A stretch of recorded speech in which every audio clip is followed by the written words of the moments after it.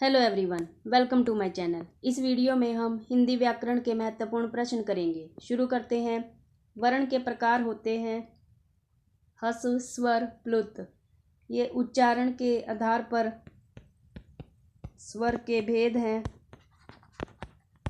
स्वर, व्यंजन, अयोगवाह। स्वर 11 होते हैं, व्यंजन 33 होते हैं, अयोगवाह 2 होते हैं। स्वर, व्यंजन, वर्ण के भेद हैं। मूल व संयुक्त वर्ण। वर्णों के मेल से बना वर्ण संयुक्त वर्ण होता है। इस क्वेश्चन का जो राइट आंसर है वो है ऑप्शन बी। स्वर, व्यंजन, अयोगवाह वर्ण के प्रकार होते हैं। नेक्स्ट क्वेश्चन, निम्नलिखित में से कौन सा शब्द सागर का पर्यायवाची नहीं है? अंबुदी, रत्नाकर, वारिधि, निर्झर। अंबुदी, रत्नाकर, वारिधि सागर के पर्यायवाची हैं। इसके अलावा समुद्र, पारावार, नदीश, वरीश, अर्णव, नीरनिधि, जलधि, प्योधि, उदधि सागर के पर्यायवाची हैं। निर्झर के पर्यायवाची हैं देवता, सुर, वसु, अजर। निर्झर के पर्यायवाची हैं। इस क्वेश्चन का जो राइट आंसर है वो है ऑप्शन डी, निर्झर। निर्झर सागर का पर्यायवाची नहीं है। अंबुदी, रत्नाकर, वारिधि सागर के पर्यायवाची हैं। नेक्स्ट क्वेश्चन, नदी शब्द का पर्यायवाची नहीं है। सरिता, कलापी, तटनी, तरंगणी। सरिता नदी का पर्यायवाची है। कलापी मोर का पर्यायवाची है। मोर, मयूर, नीलकंठ, ध्वजी, शिखावल, शिखी मोर के पर्यायवाची हैं। तटनी, तरंगणी नदी के पर्यायवाची हैं। इसके अलावा वाहिनी, आपगा, निमनगा, निर्झरणी नदी के पर्यायवाची हैं। इस क्वेश्चन का जो राइट आंसर है वो है ऑप्शन बी, कलापी। कलापी नदी का पर्यायवाची नहीं है। सरिता, तटनी, तरंगणी नदी के पर्यायवाची हैं। नेक्स्ट क्वेश्चन, यदि अ या आ के आगे री आए तो दोनों के मिलने से डैश होता है। अल, अर, आव, अब। अ प्लस आ प्लस री मिलकर अर बनता है और ये बनता है गुर्ण स्वर संधि में। इस क्वेश्चन का जो राइट आंसर है वो है ऑप्शन बी, अर। नेक्स्ट क्वेश्चन, निम्नलिखित में से शुद्ध वाक्य है। भारत में अनेकों भाषाएं बोली जाती हैं। अशुद्ध वाक्य है अनेकों के स्थान पर अनेक आएगा। मुझको घर जाना है। मुझको के स्थान पर मुझे आएगा। वह रोज गुनगुने गर्म पानी से नहाता है। यहाँ गर्म की कोई आवश्यकता नहीं है तो ये अशुद्ध वाक्य है। शुद्ध वाक्य होगा वह रोज गुनगुने पानी से नहाता है। यहाँ मत लिखो शुद्ध वाक्य है। इस क्वेश्चन का जो राइट आंसर है वो है ऑप्शन डी, यहाँ मत लिखो शुद्ध वाक्य है। नेक्स्ट क्वेश्चन, संयुक्त वाक्य बनाओ। माँ ने बच्चे को नहलाकर स्कूल भेजा। जब दो सरल वाक्यों को जुड़ने के लिए एक अव्यय लगा होता है वो संयुक्त वाक्य में होता है। माँ ने बच्चे को नहलाया, ये एक सरल वाक्य है और ये अव्यय है। स्कूल भेजा सरल वाक्य है। इस क्वेश्चन का जो राइट आंसर है वो है ऑप्शन डी, माँ ने बच्चे को नहलाया और स्कूल भेजा, ये संयुक्त वाक्य है। नेक्स्ट क्वेश्चन, रचना या रूप के आधार पर वाक्यों के प्रकार हैं। 6 सर्वनाम के भेद होते हैं। 5 अर्थ के आधार पर संज्ञा के भेद हैं।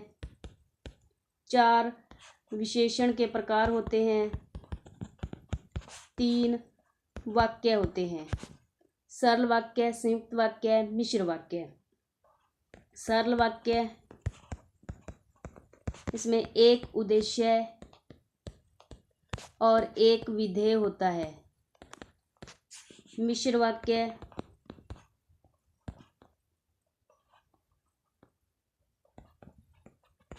मिश्र वाक्य में एक सरल वाक्य और एक आश्रित वाक्य होता है। संयुक्त वाक्य, संयुक्त वाक्य में 2 सरल वाक्य और या 2 मिश्र वाक्य होते हैं। इस क्वेश्चन का जो राइट आंसर है वो है ऑप्शन डी 3। रचना या रूप के आधार पर वाक्य 3 प्रकार के होते हैं। सरल वाक्य, संयुक्त वाक्य, मिश्र वाक्य। नेक्स्ट क्वेश्चन, तुम खूब पढ़ो और कुल का नाम रोशन करो। वाक्य है इच्छार्थक, संकेतवाचक, आज्ञावाचक, स्नेहवाचक। इच्छावाचक, जिन वाक्यों से इच्छा, आशीष या शुभकामना का ज्ञान हो उन्हें इच्छावाचक वाक्य कहते हैं। जैसे तुम्हारा कल्याण हो, भगवान तुम्हें लंबी आयु दे। संकेतवाचक, एक क्रिया का होना दूसरी क्रिया पर निर्भर होता है। ये संकेतवाचक में होता है। जैसे यदि परिश्रम करोगे तो अवश्य सफल होंगे। आज्ञावाचक, जिन वाक्यों से आज्ञा, प्रार्थना, उपदेश का ज्ञान होता है उन्हें आज्ञावाचक वाक्य कहते हैं। जैसे मोहन तुम बैठकर पढ़ो, इस वाक्य में आज्ञा दी जा रही है। स्नेहवाचक, स्नेहवाचक कोई वाक्य नहीं होता। इस क्वेश्चन का जो राइट आंसर है वो है ऑप्शन ए इच्छावाचक। इस वाक्य में इच्छा जताई जा रही है कि तुम खूब पढ़ो और कुल का नाम रोशन करो। नेक्स्ट क्वेश्चन, निम्नलिखित में सरल वाक्य का चयन कीजिए। जो जैसा बोएगा वैसा ही काटेगा, जैसा वैसा लगा है, तो ये मिश्र वाक्य है। मैं तुम्हारे साथ व्यापार करना चाहता हूँ, सरल वाक्य है। विनय इस योग्य नहीं है कि सेना में भर्ती हो सके, की लगा है तो मिश्र वाक्य है। सूर्योदय हुआ और कुहासा जाता रहा, और लगा है तो ये संयुक्त वाक्य है। अभी मैंने पिछले क्वेश्चन में बताया कि जब 2 सरल वाक्य हो या 2 मिश्र वाक्य हो उनको जोड़ने के लिए एक अव्यय लगा होता है तो वो संयुक्त वाक्य होता है। इस क्वेश्चन का जो राइट आंसर है वो है ऑप्शन बी, मैं तुम्हारे साथ व्यापार करना चाहता हूँ, ये सरल वाक्य है। नेक्स्ट क्वेश्चन, निम्न में से कौन सा शब्द दोनों वचनों में प्रयोग होता है? घंटा, लता, क्षमा, सैकड़ा। घंटा का बहुवचन घंटों या घंटे होगा। लता का बहुवचन लताएं। क्षमा का बहुवचन क्षमा एक वचन और बहुवचन दोनों में प्रयोग होता है। सैकड़ा का बहुवचन सैकड़ों होगा। इस क्वेश्चन का जो राइट आंसर है वो है ऑप्शन सी क्षमा। क्षमा एक वचन और बहुवचन दोनों में प्रयोग होता है। इसके अलावा हस्ताक्षर, होश, प्राण, बाल, आंसू, दर्शन, ये एक वचन और बहुवचन दोनों रूपों में प्रयोग होते हैं। नेक्स्ट क्वेश्चन, निम्नलिखित में से कौन सा शब्द पुल्लिंग नहीं है? कुटुंब पुल्लिंग है। आंख स्त्रीलिंग। चंद्रमा पुल्लिंग शब्द है। हाथी पुल्लिंग है। इस क्वेश्चन का जो राइट आंसर है वो है ऑप्शन बी आंख। सभी देशों के नाम, पर्वत के नाम, सागर के नाम, ग्रहों के नाम, शहरों के नाम, महीनों के नाम हमेशा पुल्लिंग होते हैं। नेक्स्ट क्वेश्चन, किस कारक की विभक्ति पूर्व में लगती है? अधिकरण, में, पर, ये अधिकरण की विभक्ति होती है। अधिकरण संज्ञा या सर्वनाम के जिस रूप से क्रिया के होने के समय या स्थान का पता चले उसे अधिकरण कारक कहते हैं। जैसे परीक्षा मार्च में होगी, में है, ये अधिकरण कारक है। संबंध कारक, संबंध कारक का, के, की, इसकी विभक्ति होती है या रा, रे, री। संबंध कारक संज्ञा या सर्वनाम से किसी व्यक्ति वस्तु का संबंध दूसरे व्यक्ति या वस्तु के साथ संबंध कारक होता है। जैसे गीता की बहन रीमा है, की लगा है, यह संबंध कारक है। संप्रदान कारक, संप्रदान की विभक्ति होती है को, के लिए। संप्रदान कारक जिसके लिए क्रिया की जाती है उसे संप्रदान कारक कहते हैं। जैसे मैं आपके लिए चाय लाया हूँ। संबोधन कारक, संबोधन कारक की विभक्ति होती है हे, अरे, ओ। संज्ञा के जिस रूप से किसी को बुलाया जाए या सावधान किया जाए वह संबोधन कारक होता है। जैसे अरे इधर आओ।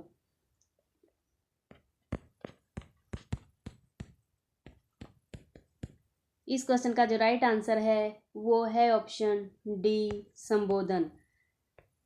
संबोधन कारक की विभक्ति पूर्व में लगती है। नेक्स्ट क्वेश्चन, दो समान व्यंजन आपस में मिलते हैं तो उन्हें क्या कहते हैं? संयुक्ताक्षर, द्वित्वक व्यंजन, व्यंजन, संयुक्त व्यंजन। संयुक्ताक्षर दो अक्षरों से के मेल से बना अक्षर संयुक्ताक्षर होता है।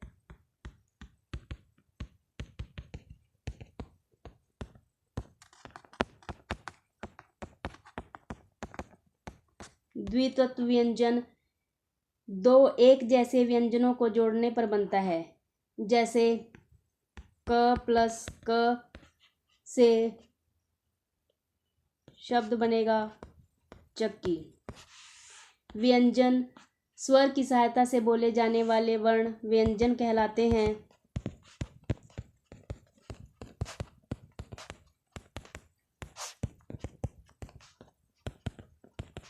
संयुक्त व्यंजन, संयुक्त व्यंजन दो अलग अलग व्यंजनों को जोड़ने से बनता है। जैसे क्ष, क्ष क प्लस श से मिलकर बना है।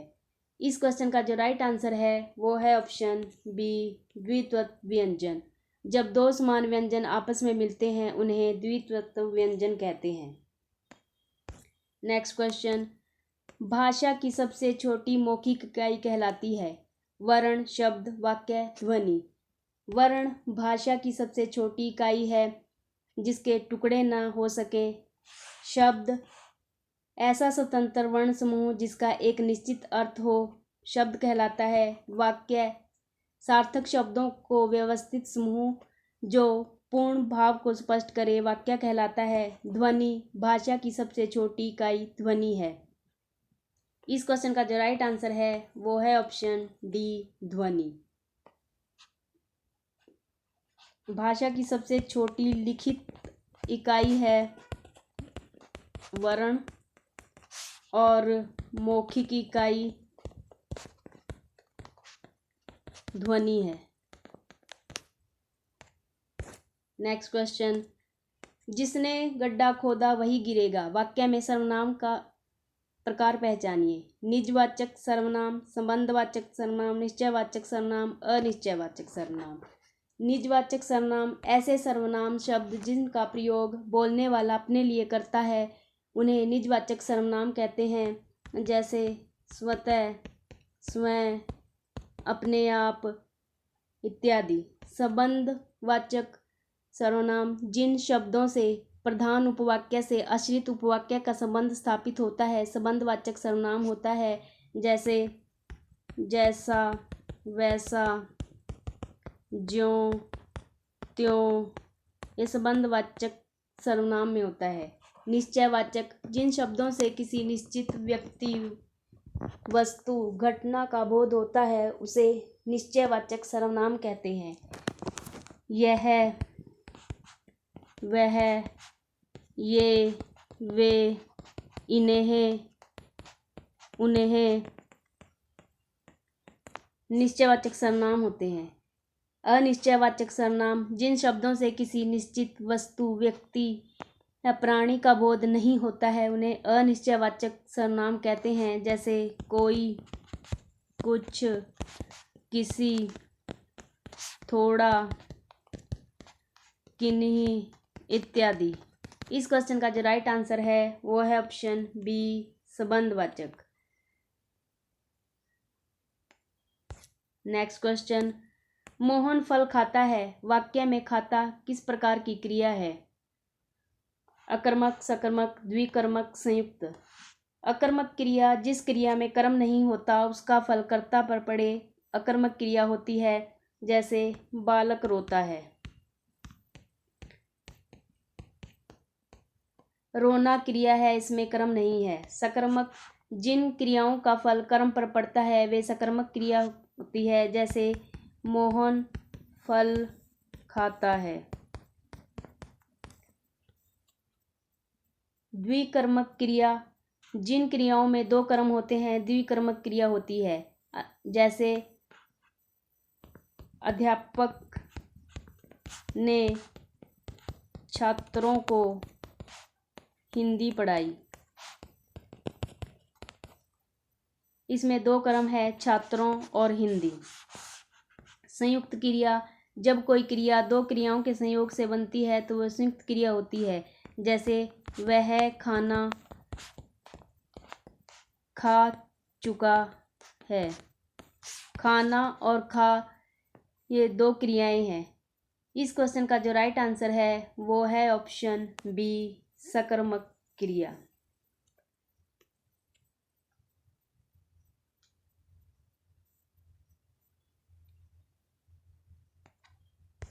नेक्स्ट क्वेश्चन, ढेर सारा मक्खन किस विशेषण का उदाहरण है? गुणवाचक, संख्यावाचक, निश्चय प्रमाणवाचक, अनिश्चयवाचक प्रमाणवाचक। गुणवाचक, जो शब्द संज्ञा या सर्वनाम शब्दों के गुण का बोध कराए उन्हें गुणवाचक सर्वनाम विशेषण कहते हैं, गुणवाचक विशेषण कहते हैं। जैसे मीठा, मोटा, सीधा, गोल, तरल, सूखा, ये गुणवाचक विशेषण है। संख्यावाचक, जो शब्द संज्ञा या सर्वनाम की विशेषता का बोध कराए संख्यावाचक होते हैं। जैसे 10, 20, 50, 100 इत्यादि। निश्चित प्रमाणवाचक, जिन शब्दों से किसी वस्तु की निश्चित मात्रा का बोध होता है निश्चित प्रमाणवाचक विशेषण होता है। जैसे 5 लीटर, 5 लीटर दूध, 2 मीटर कपड़ा। अनिश्चित प्रमाणवाचक, जिन शब्दों से किसी वस्तु की निश्चित मात्रा का बोध नहीं होता है उन्हें अनिश्चित प्रमाणवाचक विशेषण कहते हैं। जैसे कुछ मीटर,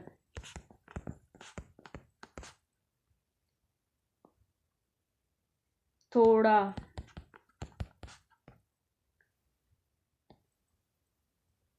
इत्यादि। इस क्वेश्चन का जो राइट आंसर है वो है ऑप्शन डी, अनिश्चित प्रमाणवाचक। ढेर सारा मक्खन अनिश्चित प्रमाणवाचक विशेषण का उदाहरण है। आई होप ये वीडियो आप सभी के लिए हेल्पफुल रहेगी। Thanks for watching this video.